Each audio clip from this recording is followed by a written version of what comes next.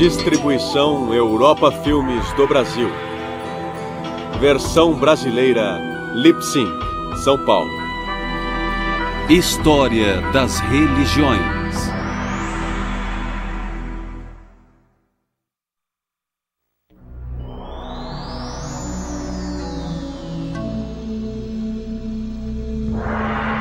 Clássicos e mitos do Mediterrâneo.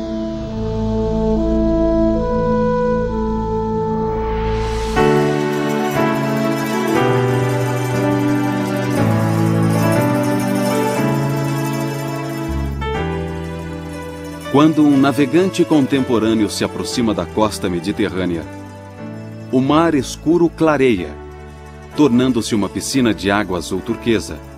Rochas antigas bordejam a costa e cintilam sob o sol, vestígios das grandes civilizações que aqui floresceram.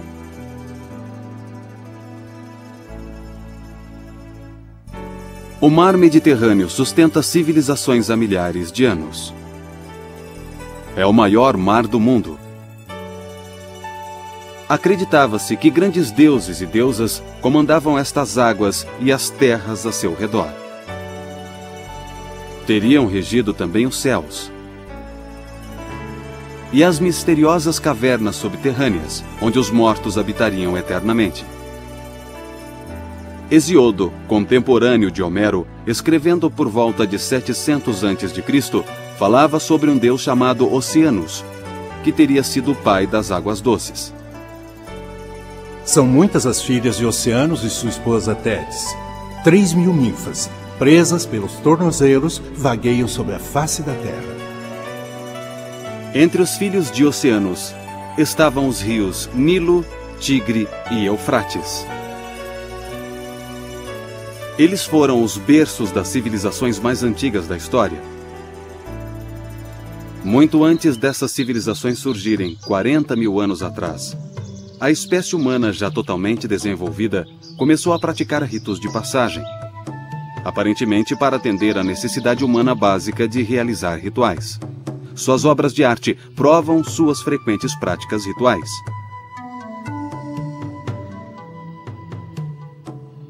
Estas imagens refletiam a crença num mundo cheio de espíritos, ou animai, com os quais podiam se comunicar.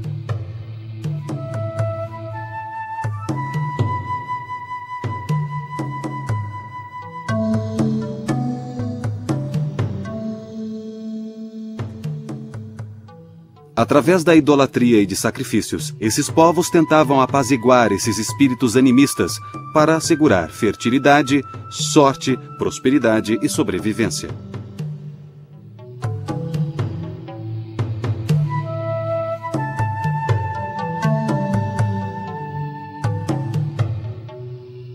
Esses primeiros humanos migraram pelo mundo a pé ou em jangadas, andando ou navegando por passagens de água rasa criadas pelas variações do nível do mar.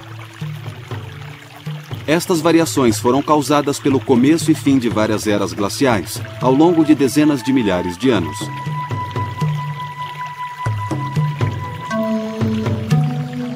Quando as primeiras civilizações agrícolas surgiram, a espiritualidade humana sofreu uma evolução paralela. Os selvagens espíritos animais das eras da caça e da coleta tornaram-se espíritos domesticados da fazenda. Agricultores neolíticos adoravam o maior e mais forte animal da terra, o bisão. O bisão tornou-se a principal divindade masculina. Os neolíticos também adoravam uma deusa da fertilidade.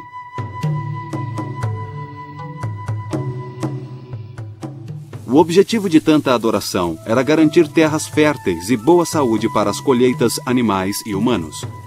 Acima de tudo, o agricultor neolítico queria manter uma harmonia natural entre os animais, as plantações e o sol e a chuva, tão vitais para a fertilidade e o crescimento. Este anseio por harmonia cósmica foi a força motriz por trás da espiritualidade primitiva. Assim como a colheita produzia alimentos para o presente e sementes para o futuro, a morte para os humanos seria a colheita e o renascimento do espírito. A harmonia da natureza era abrangente, e o sol, a lua e o céu supostamente representavam os bisões e vacas de suas fazendas. Os rituais antigos refletiam essa harmonia, e certamente as culturas primitivas criaram os mitos para explicar essa ordem cósmica. No delta, entre o Tigre e o Eufrates, surgiu a primeira civilização da Idade do Bronze, por volta de 3000 a.C. Estas eram as cidades-estados da Suméria. Esta civilização mesopotâmica marcou o início da história registrada. Um dos primeiros historiadores do mundo foi um autor desconhecido, que por volta de 2000 a.C. escreveu um poema, descrevendo o nascimento de sua terra natal, a Suméria. Quando nem o céu tinha nome, quando nem a terra tinha nome, e só existia Apsu, a primeira água doce, o pai, e Tiamat, a água salgada, a mãe, suas águas calmamente uniram-se. Este mito sobreviveu e difundiu-se porque milhares de anos antes, por volta de 3000 a.C., os sumérios tinham inventado um sistema de escrita chamado cuneiforme. Esse sistema foi usado pela primeira vez para registrar inventários, mas depois os sumérios o usaram para registrar sua dedicação aos seus deuses e mitos. Isto é o mais incrível sobre os sumérios. A sua maior contribuição foi provavelmente a língua. A língua suméria e a escrita cuneiforme dos sumérios sobreviveram à queda do Império Sumério e continuaram sendo usadas por muitos, se não por todos, os outros povos e civilizações da Mesopotâmia, como uma língua erudita. Assim como o latim, que sobreviveu à queda do Império Romano, tornando-se a língua dos eruditos durante a Idade Média. Eles descreveram cenas vívidas de deuses e deusas que regiam os céus, controlavam a existência humana e determinavam o destino de impérios.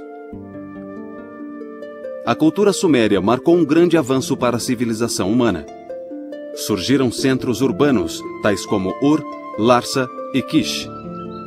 Eles criaram um sistema de leis e de governo para controlar o sofisticado sistema de irrigação que incrementava a produção agrícola.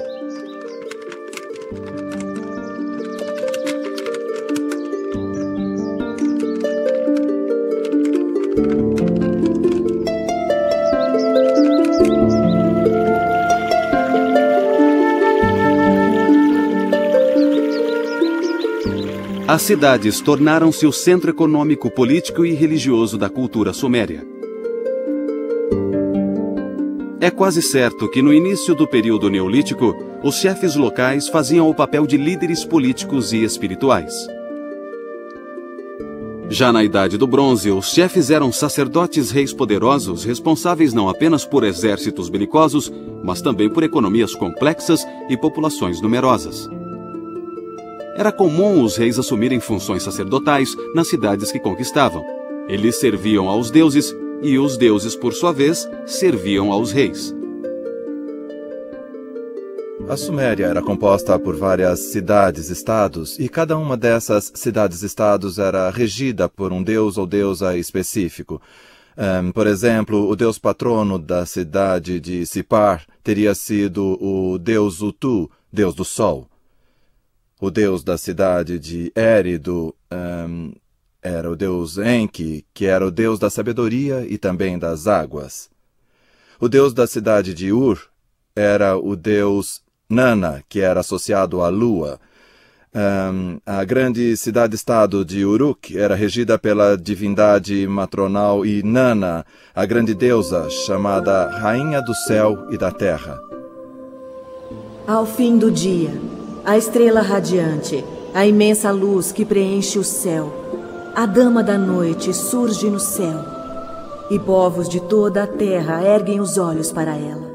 Sagrada Inanna, a dama da noite faz com que todos se recolham para dormir. Criaturas vivas e vários povos da Suméria ajoelham-se diante dela. A Suméria se alegra. O jovem faz amor com sua amada. A dama da noite cintila no horizonte. Com o tempo, os sumérios cederam o poder na Mesopotâmia para seus vizinhos no oeste chamados semitas.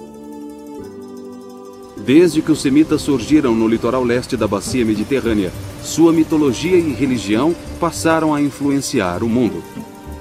Esta influência acabaria dando origem ao judaísmo, cristianismo e islamismo. Um rei semita chamado Sargão, junto com seu neto, Naram-Sin, fundaram a primeira dinastia semita por volta de 2300 a.C. O sucessor de Sargão e Naram-Sin foi um governante semita chamado Hammurabi, que viveu no século XVIII a.C. Hammurabi governou o que viria a ser a mais famosa e mais influente cidade semita do segundo milênio a.C., a Babilônia. A magnífica cidade da Babilônia ficava às margens do rio Eufrates. O Código de Leis Hammurabi tornou-se um modelo de administração civil. Eram leis muito complexas que tratavam de vários assuntos, inclusive questões comerciais, e envolvia o que podemos chamar de lei da retaliação, ou seja, olho por olho, dente por dente, que parece meio radical quando pensamos nisso a princípio, mas se você pensar um pouco mais, ela não é tão radical quanto parece. Se alguém arrancasse o seu olho, ou pior, talvez o olho do seu filho, você tenderia a revidar com mais violência, não só arrancando o olho alheio, mas a lei diz, você não irá além do olho por olho, dente por dente. A cidade também foi um centro religioso durante centenas de anos, promovendo festivais de Ano Novo para louvar o grande deus Marduk. Os arqueólogos encontraram várias tábuas com escrita cuneiforme, onde escribas babilônicos registraram seus grandes épicos mitológicos. Entre os épicos mais fascinantes está o antigo relato sobre o mito Gilgamesh. No início da história, temos uma descrição de Gilgamesh. O épico descreve como sendo 2/3 Deus e 1/3 humano. E Enkidu, o monstro enviado por deuses para matar Gilgamesh, ele é descrito como parte animal e parte humano. Na verdade, conta-se a história da humanização que ambos sofrem.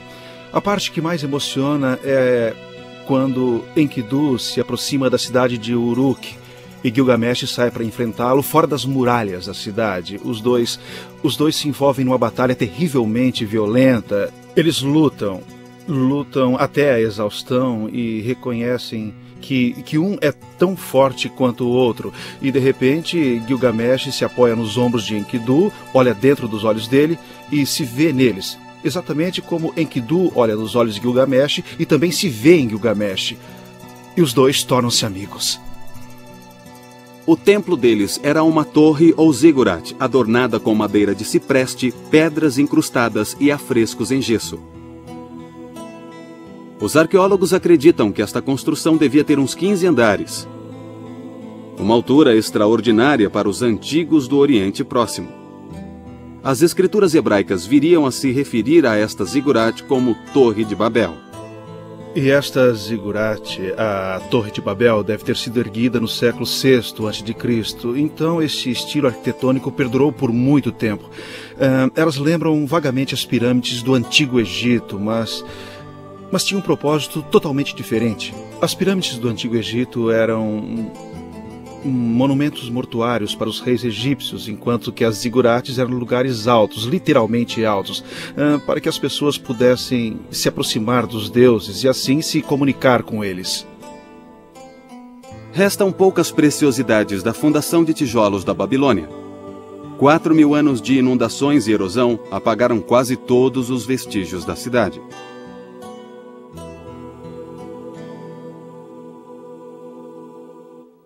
Enquanto a civilização florescia na Mesopotâmia, a muitos quilômetros ao sul surgia outro poderoso reino da Idade do Bronze. O rei Menés tinha unido o Baixo e o Alto Egito em 3100 a.C., criando o incipiente Império das Duas Terras.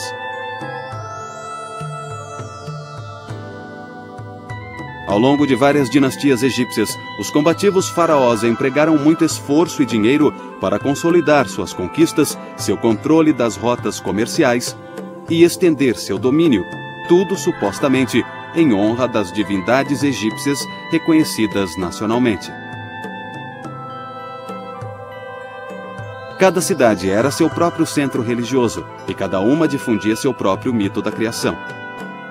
Em Tebas, por exemplo, acreditava-se que o mundo descendia de Amon, de quem se dizia ser grande demais para ser examinado e poderoso demais para ser entendido. Em Heliópolis, acreditava-se que o universo descendia de Nut, as águas primitivas do vazio e do caos. Nut ficava além do Sol e do mundo inferior, cercando o cosmo. O mundo como o conhecemos teria começado quando Atum, senhor de Heliópolis, ergueu-se no topo de uma pirâmide na forma de um sol. Estas divindades multiplicaram-se em número e função, mas continuaram existindo por mais de 3.000 anos. Muitos deuses egípcios mantinham traços do animismo neolítico. Enquanto alguns desses deuses eram associados ao sol, outros eram associados a animais. Eram geralmente caracterizados como animais ou híbridos humanos com cabeças de animais. Sekhmet, deusa da guerra, tinha cabeça de leão. A esfinge, um espírito híbrido encontrado na Mesopotâmia, no Egito e na Grécia, tinha corpo de leão alado e cabeça humana, geralmente feminina. O que restou dos hinos egípcios aos deuses reflete um belo senso de devoção. Por exemplo, este hino de Tebas é dedicado a Hathor, deusa do sol e senhora do amor. Ó Senhor do céu ocidental, ó deuses do céu ocidental, ó vós que regeis as praias do céu ocidental, alegrai-vos pela vinda de Hathor. Amamos ver sua beleza brilhar. Eu digo ao seu lado que me alegro ao vê-la. Minhas mãos se alegram. Venha a mim, meu corpo diz. Meus lábios entoam hinos sagrados para Hathor. Música 1 milhão de vezes, porque amamos música. Milhões de vezes música para seu espírito gêmeo, seu Ka, onde quer que estejas. Durante vários milênios, os egípcios mantiveram-se concentrados no pós-vida. O pós-vida oferecia a todos o ideal da imortalidade espiritual. Servia para dar estabilidade às suas vidas, sua cultura e seu reino. Fico muito surpreso em ver a coerência que os egípcios tinham. Veja, por exemplo, o estilo de arte deles. A não ser por algumas exceções, ele foi muito constante durante os 3.000 anos da história antiga. A razão disso é que os egípcios deviam valorizar muito a permanência e a temporalidade. Trabalharam muito nesse sentido. Você sabe citar algum estilo arquitetônico que tenha sido mais permanente do que a pirâmide? Os egípcios se empenharam muito na preservação dos cadáveres pelo processo da mumificação. As famílias egípcias gastavam fortunas com a mumificação para preservar os corpos para a vida eterna e mantinham as tumbas durante várias gerações, depois do falecido já estar no reino dos mortos. Os egípcios chamavam o corpo físico de Shat, o corpo espiritual de Sahu e o coração de Ab. Eles acreditavam que ao entregar o corpo, o Shat, eles também enterravam Sahu e o Ab, que são o espírito e o coração. A imagem do falecido era chamada de Ka, e acreditava-se que não era enterrado, pois o Ka ficava abrigado nas estátuas dos mortos e recebia dádivas de comida, vinho, óleos e incenso queimado. Geralmente, sacerdotes e até capelas inteiras eram designados ao Ka de uma pessoa morta. A religião egípcia também reconhecia o Ba, ou alma, o Shaibit, ou sombra, o Shu, ou inteligência, e o Seshen, ou forma. Conceitos tão ricos e profundos provam o empenho dos egípcios em compreender o pós-vida, que suplantava outras ideias religiosas, como a crença numa futura era dourada na Terra, ou a crença no fim do cosmo.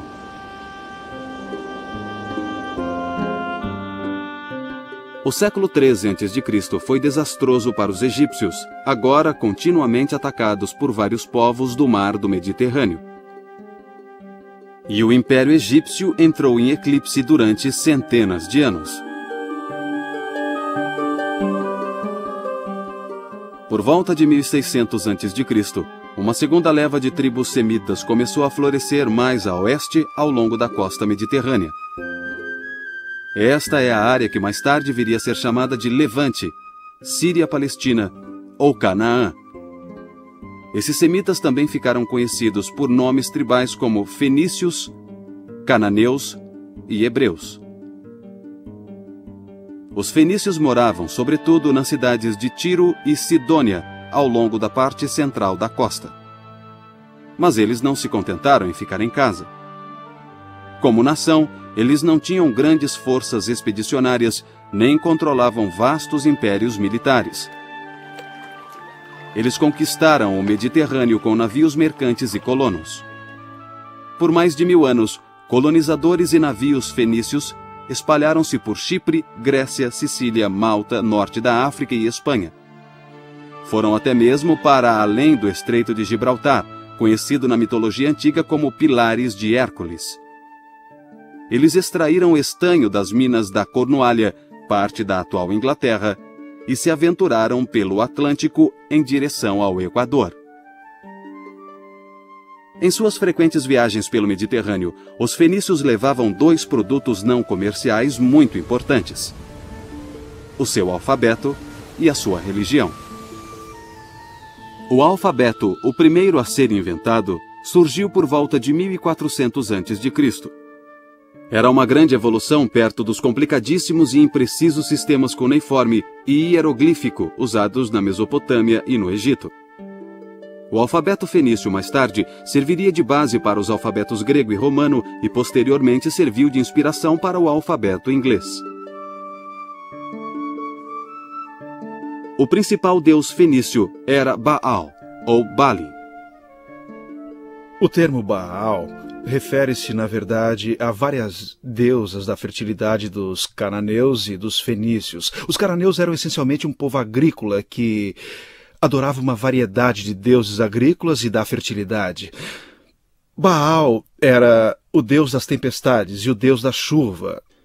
E, como deus da chuva, ele fertilizava o gado e os campos, por exemplo, pois, através da chuva, o gado engordava. Aprendemos muito sobre esses deuses Baal em textos fenícios da cidade real de Ugarit. Esses textos nos deram uma imagem de Baal que, ironicamente, o retratam como tendo características muito parecidas com o Deus da Bíblia. Por exemplo, por ser o Deus das tempestades, Baal cavalga as nuvens. Exatamente como o Salmo 104 relata que Deus da Bíblia cavalga as nuvens e o vento. Baal, como o Deus da Bíblia, era um juiz e garantia a justiça. Eu acho que esses paralelos sugerem que os antigos israelitas, sobretudo durante o século VIII e IX, lutaram muito no seu íntimo para decidirem a que Deus eles seriam leais. Mais tarde, os hebreus migraram para o que a Bíblia chama de terra do leite e do mel. Esta é a região conhecida como Canaã, Palestina e, desde 1948, Israel. Em meio ao tumulto dos séculos 12 e 13 a.C., várias cartas hititas com escrita cuneiforme falam sobre um povo do Ocidente chamado Arriawans. Os egípcios os chamaram de Aquish, e Homero chamou-os de aqueus. A história chamou-os de gregos. Os gregos surgiram na Grécia por volta de 1600 a.C. São diferenciados de seus antecessores na Grécia, porque eles falavam grego e seus antecessores não, e adoravam deuses e deusas gregos, aqueles que conhecemos como Zeus, Hércules, Atena e outros. Eles se estabeleceram na Grécia por volta de 1600 a.C. e durante os 2 séculos seguintes tornaram-se muito poderosos e muito ricos. Grande parte desse poder e riqueza veio de sua habilidade militar, de saberem lutar contra invasores e guerrear como mercenários em outras terras, mas também enriqueceram com o comércio. Nesse ponto, eles se parecem muito com os fenícios, pois comercializavam no leste do Mediterrâneo e também no oeste. Sabemos que esses gregos da Idade do Bronze avançaram a oeste até a Itália, pois algumas de suas cerâmicas foram encontradas lá, assim como foram encontradas no leste.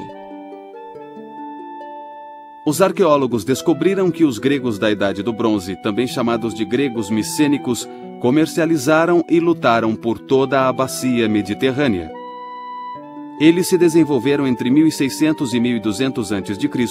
e trouxeram seus tesouros e saques de volta às cidadelas de Micenas, Tirins, Tebas, Orcômenos e Pilos. Os gregos micênicos às vezes se ofereciam como mercenários no estrangeiro. Numa dessas aventuras, eles viram as grandes tumbas do Egito. Viram os rituais místicos egípcios na preparação dos mortos para o pós-vida. Impressionados com esses rituais, os gregos micênicos os adaptaram às suas próprias crenças. No fim do século XIII a.C., as cidadelas micênicas, a capital hitita na Anatólia e a cidade mesopotâmica de Ugarit, estavam em ruínas.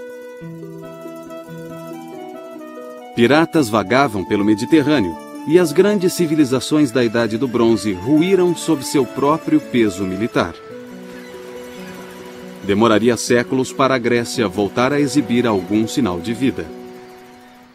Uma questão muito debatida por estudiosos é por que houve a Idade das Trevas. Por que esses grandes centros políticos, administrativos e militares existentes em volta da Grécia ruíram?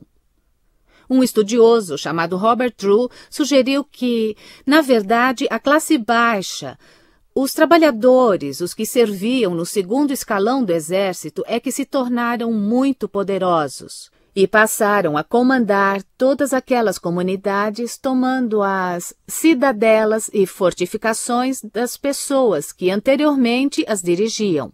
Como resultado desse levante, que Drew acredita ter abrangido toda a parte oriental do Mediterrâneo, nós vemos a queda quase literal no caso de algumas comunidades, mas figurativa no caso de outras, dessa cultura do fim da Idade do Bronze. E muita coisa que fazia parte da cultura, as grandes cidadelas fortificadas, os governos centralizados, os arquivos e os depósitos, exigiam muitos funcionários que pudessem cuidar e também escrever, para manter registro de tudo. Uma vez que tudo isso acabou, a necessidade de escrita também acabou e então veio a Idade das Trevas, sobre a qual não existe absolutamente nenhum registro escrito. Os gregos sofreram terrivelmente. Após a ruína da civilização micênica no fim da Idade do Bronze, eles saíram das cidades em grande número, retornando ao campo ou se lançaram ao mar em busca de sustento. A Grécia perdeu quase 90% de sua população. Os sobreviventes viviam na pobreza e na ignorância. Bolsões de cultura grega subsistiram em Atenas e em comunidades do mar Egeu ao longo da costa jônica da Anatólia. Aqui os gregos preservaram a memória da gloriosa Idade do Bronze, formulando os épicos da Ilíada e da Odisseia.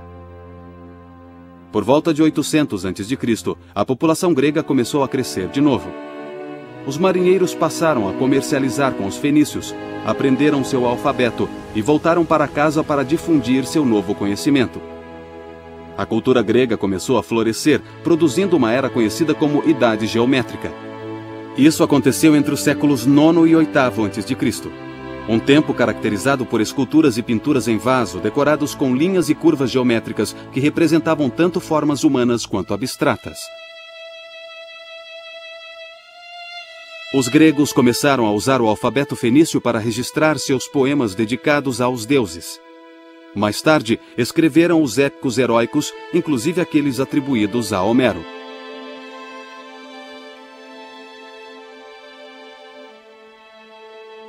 Embora as cidades-estados gregas fossem muito competitivas e belicosas, elas começaram a se reunir a cada 4 anos em santuários pan-helênicos recém-instituídos, que na verdade eram locais para reuniões nacionais. Aqui os gregos honravam seus deuses competindo entre si em disputas atléticas e poéticas. Eles também entoavam hinos de louvor aos deuses. Cante para mim, ó musa, sobre os trabalhos de Afrodite, que desperta desejos nos deuses e subjuga raças de homens, assim como os pássaros do céu e todos os inúmeros animais que se alimentam da terra e do mar. Tanto Hesíodo quanto Homero usaram seu aguçado intelecto grego para modificar e realçar antigos épicos que eram transmitidos oralmente desde a Idade do Bronze. A Ilíada e a Odisseia não podem de forma alguma ser subestimadas quanto à influência que exerceram sobre a cultura grega. Foi das páginas de Homero, tanto da Ilíada quanto da Odisseia, que poetas posteriores extraíram personagens e situações para suas poesias e peças dramáticas. Foi de Homero também que pintores de vasos e escultores tiraram cenas e personagens para suas criações. Por exemplo, vários vasos pintados em Atenas no século VI e V a.C. tiraram de Homero as características dos grandes heróis Odisseu e Teseu, e Hércules e Aquiles, muitos dos heróis celebrados e cantados nos poemas de Homero. Enquanto Homero cantava feitos da guerra de Troia, Hesíodo cantava sobre a criação do mundo. Homero e Hesíodo preservaram assim as tradições religiosas da Idade do Bronze, reafirmando-as em termos que refletiam os avanços intelectuais de sua própria era. As divindades de origem grega incluíam Hera, deusa da fertilidade, do casamento e do parto, idolatrada na planície agrícola de Argos. Havia Deméter, a deusa da agricultura, que regia os ciclos anuais de colheita da vida e da morte. E Ártemis, deusa semelhante à mãe natureza, era idolatrada em Dilos e Éfeso, na Anatólia. Entre as divindades gregas de origem estrangeira estão Apolo, do norte, Afrodite, baseada em Ishtar, no leste, e o deus da tempestade, Zeus, derivado da cultura indo-europeia em geral. Cerca de um século depois de Homero, os atenienses, por volta de 600 a.C., reuniram estas e outras divindades num panteão canonizado de 12 deuses olímpicos. À medida que a cultura grega florescia, seus deuses se assemelhavam mais a criações de arte que a inspirações para a idolatria. Os gregos aprenderam a construir imensos templos de pedra com os egípcios. Mas esses templos não eram locais de reunião.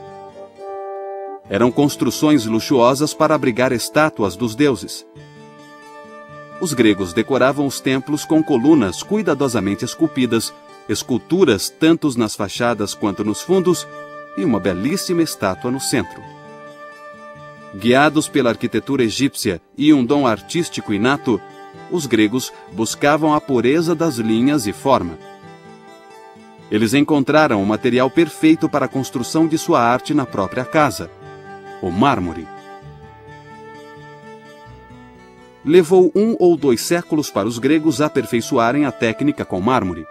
Então, os atenienses empregaram muita energia, dinheiro e habilidade artística para construir o que talvez seja o templo mais magnífico de todos os tempos, o Pártenon. No exterior dos 4 lados do Pártenon, esculturas em relevo glorificam Atenas e seus deuses. Por dentro, o Pártenon ficava envolvido na escuridão. Paredes de mármore maciço escondiam a colunata exterior, reduzindo muito o espaço interior. Aqui havia uma imensa estátua coberta de ouro e marfim, uma imagem que se elevava sobre os visitantes. Esta era Palas Atena, a deusa da sabedoria, cujo nome significava Atena, a Virgem. Palas Atena, cantarei a gloriosa deusa em cujos olhos a inventividade cintila. Seu coração infatigável Poderosa dama, guardiã das cidades, nesta e em outra canção, eu me lembrarei de você. O Pártenon era dedicado aos deuses, mas glorificava o homem através do talento artístico humano. Homero retratara os deuses como seres próximos e acessíveis que andavam e falavam nos campos de batalha de Troia. Para cada ação humana importante, havia uma ação divina paralela. Mas esses deuses já não satisfaziam as necessidades da vida democrática dos atenienses. Os gregos começaram a procurar respostas não mais nos deuses, mas sim na filosofia.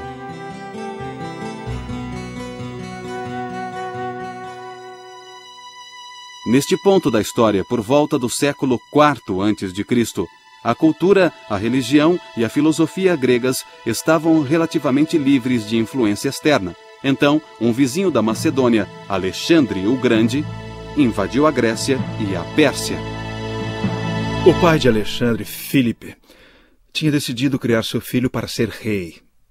Então ele providenciou os melhores tutores que estavam disponíveis, inclusive o famoso Aristóteles. Então a educação de Alexandre foi abrangente e incluiu não só filosofia, poesia e música, mas também política e táticas militares. Ele foi um carismático general de 18 anos de idade, e seu sucesso ameaçou seriamente o tradicional conceito grego de teologia. Os egípcios reconheceram Alexandre como seu novo faraó. Os persas o saudaram como o novo rei dos reis. Para esses povos subservientes do Oriente, Alexandre era Deus na terra e ele permitia que o idolatrassem. Mas em um episódio famoso de sua curta, porém brilhante carreira, Alexandre notificou aos atenienses que eles também deviam adorá-lo como um deus. Eles se recusaram.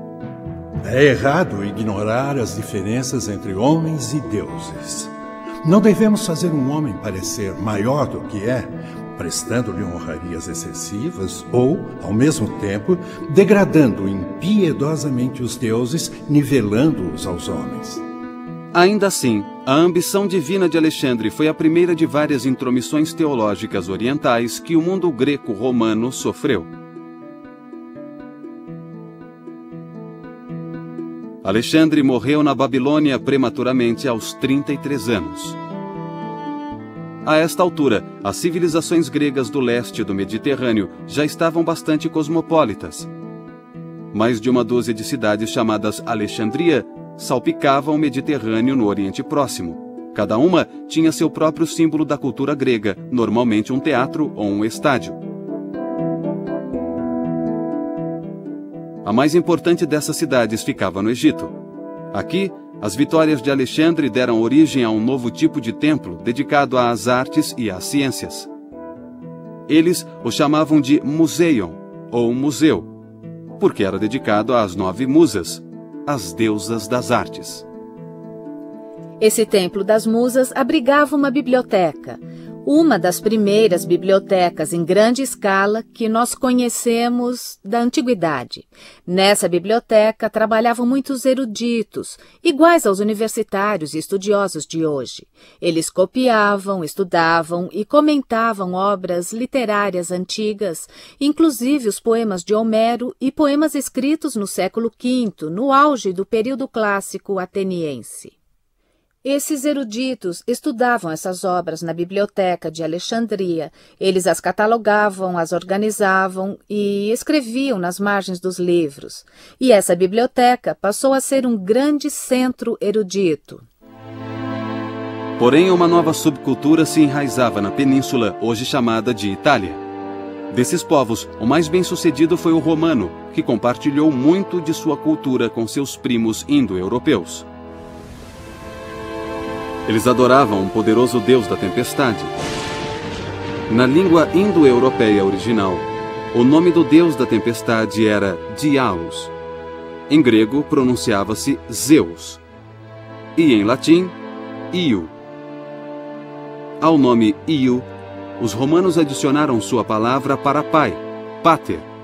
chegando assim ao nome do seu deus da tempestade, Júpiter, ou como o chamamos hoje, Júpiter. Nos primeiros anos, um período que durou de 500 a 50 a.C., a República Romana defendeu e expandiu seus territórios.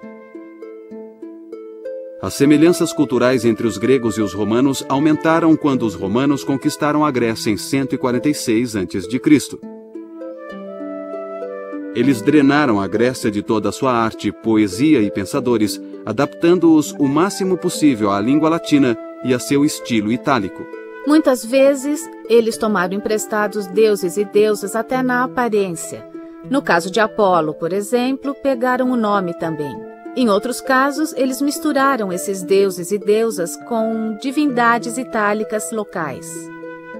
Os romanos acharam equivalentes locais para os 12 deuses gregos olímpicos. Por exemplo, o deus romano Netuno era equivalente a Poseidon, deus do mar. Mercúrio era associado a Hermes, o deus grego que levava almas mortas para Hades. Vênus era equivalente à grega Afrodite, deusa do amor. Finalmente o amor chegou. Eu orei para a musa e ela me atendeu. Vênus o colocou nos meus braços, fazendo por mim o que tinha prometido. Que minha alegria seja cantada. Aqueles que não têm nenhuma, contem-na em uma história. Nós nos encontramos e somos ambos dignos. O Império Romano era uma mistura de religiões. Seu imenso tamanho explicava a variedade de influências. Mas você, romano, deve se lembrar. Precisa guiar as nações por meio da sua autoridade, pois esta é a sua habilidade. Deve enxertar tradição à paz, mostrar piedade aos conquistados e lutar até que os duros tombem. Muitos cultos e religiões foram assimilados nesta colcha de retalhos. Os egípcios ainda se pareciam muito com seus ancestrais, que durante milênios adoraram seus faraós como deuses. O culto em Roma agora se voltaria ao pai de Augusto, Júlio César. O culto ao imperador difundiu-se pelo Império Romano em poucas décadas.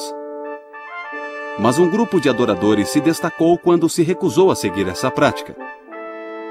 Era um grupo de judeus palestinos que acreditava num Salvador a quem chamavam Cristo. No início, o cristianismo era um entre vários cultos das terras conquistadas por Roma.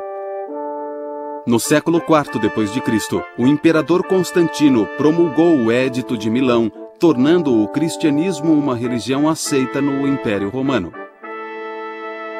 Mais tarde, ela tornou-se a religião oficial de Roma.